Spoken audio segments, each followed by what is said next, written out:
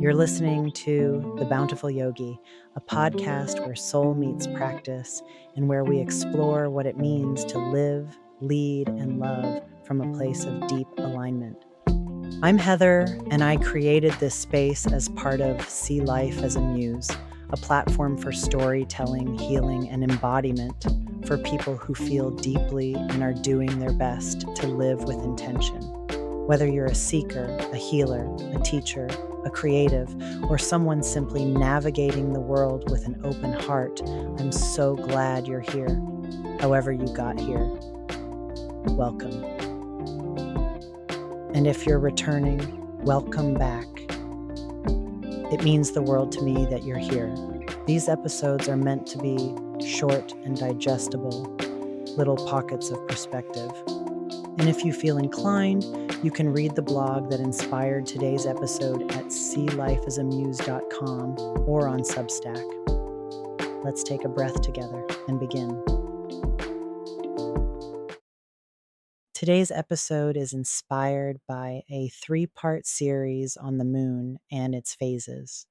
We're going to explore how the moon shapes the earth, how it influences us emotionally and spiritually, and how we can begin to live in rhythm with its cycle, bringing more intention and flow into our daily lives. The moon and nature. Before we talk about the moon's influence on us, we have to look at how it interacts with the natural world. The moon literally moves the tides. Twice a day, the ocean rises and falls in rhythm with the moon's gravitational pull. But it's more than water, it's life. Birds migrate with lunar patterns, coral reefs spawn by the full moon, trees pull sap differently depending on the phase, even seeds germinate at different rates depending on whether they're planted under a waxing or waning moon. There's a reason farmers still plant by moon cycles. It's not folklore, it's science wrapped in tradition. When we ignore lunar rhythms, we disconnect from a natural system that supports all life. And when we remember that we are nature, it becomes easier to understand why this matters to our bodies and our energy too. The moon and human energy. Our bodies are mostly water, so it's no surprise that we respond to the moon. You might feel a pull around the full moon, like your emotions are just under the surface, like your creativity is loud or your sleep is scattered. During the new moon, you may feel quiet, tender, or even foggy. That's not a flaw, it's rhythm. Each phase offers its own invitation. Here's how the moon tends to move with us. New moon, a time to go inward, dream, breathe into the stillness, set intentions softly. Waxing moon, energy begins to rise. This is your window to build, take steps, move things forward. Full moon, emotions expand, clarity arrives. Celebrate what's come to light and release what's ready to go. Waning moon. The quiet settles in. Reflect, slow down, and begin to let things fall away.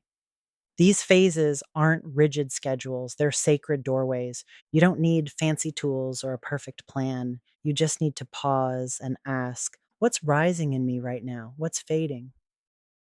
Living with the moon. In part 3 of the series, I shared ways to bring moon-aligned practices into your daily life. And here's the truth, this doesn't need to be complicated. You can begin with one small step. Start here by tracking the moon. Use a simple app like Moonly or Lunar Phase Calendar. Some paper calendars have the moon phases on them. Notice the shifts, just start by paying attention. Keep a moon journal.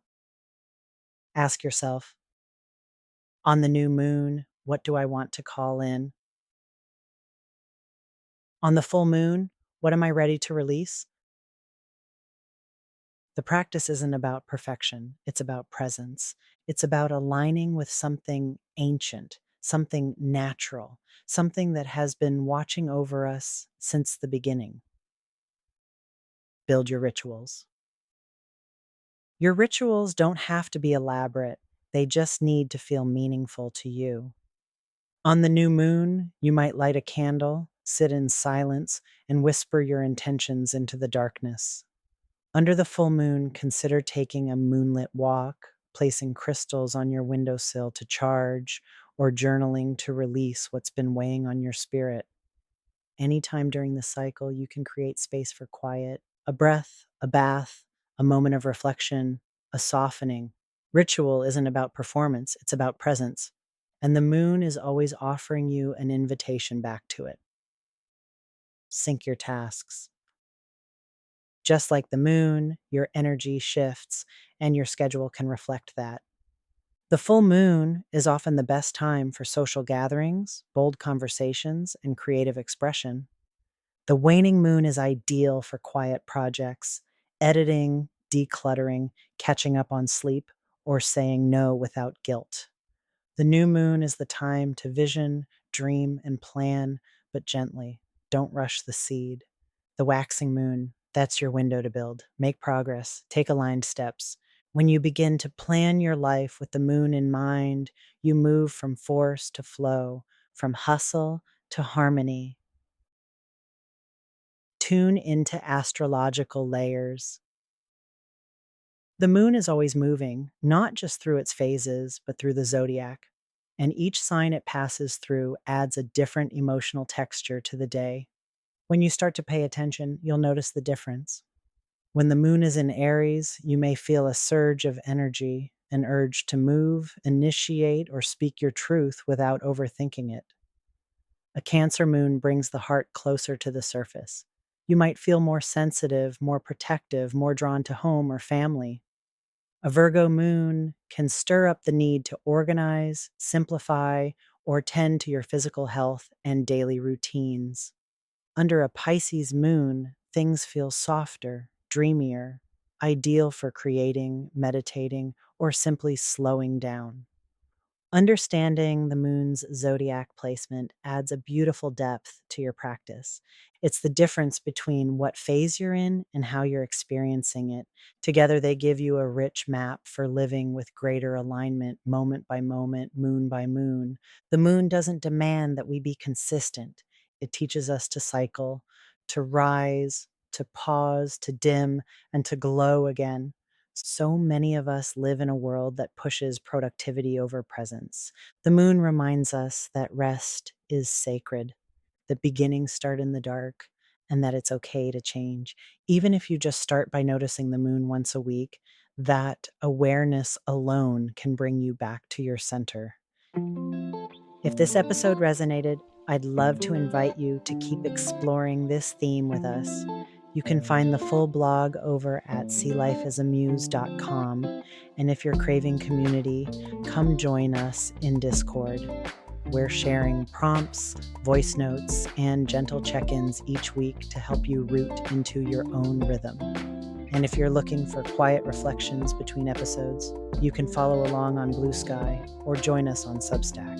Until next time, stay bountiful and always see life as a muse.